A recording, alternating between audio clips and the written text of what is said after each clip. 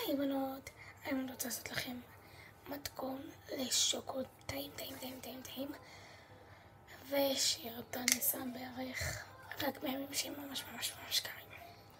אוקיי, אז מה שאני צריך זה חלב, שוקולית, כוס ואת המרשמלואים החמודים האלה. כל מרשמלו כזה וזה טעים כאילו בסך הכל כמו מרשמלו רגיל וזה עלה לי 2 שקלים. אוקיי, אז בואו נתחיל. ואני עושה שוקו חם כמו שראיתם בכותרת. אוקיי, אני לוקחת כף בכוונה כי אני אוהבת לשים הרבה מכל אחד. אוקיי, דבר ראשון, יש פעמים שכאילו האבקה שהאבקה הופכת לטיפה גושים, אז אני כאילו מורחת אותה קצת. ואני שמה כף שטוחה של שוקולית. ואנחנו גם צריכים את הנייר בשביל לשים את המים החמים. אוקיי, עכשיו אני עושה, מה יש לי הקול שלי?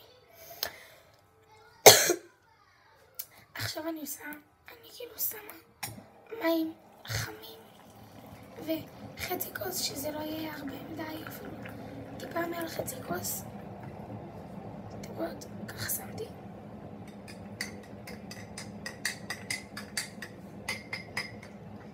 ועכשיו אני שמה חלב.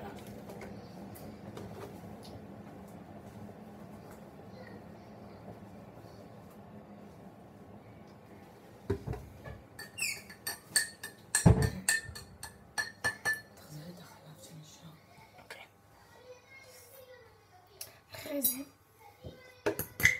אני סוגרת את החלב שהוא לא יחמיץ וישר שמה בקערה. אוקיי, עכשיו לקחתי את המרשמלו שלי ופשוט לוקחת טיפה ופשוט מפזרת אותה.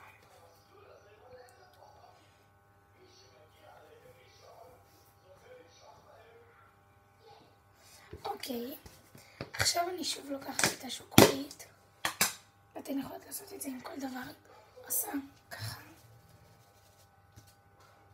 פשוט לוקחת קצת ומפוררת מעל סתם שיהיה יפה משהו.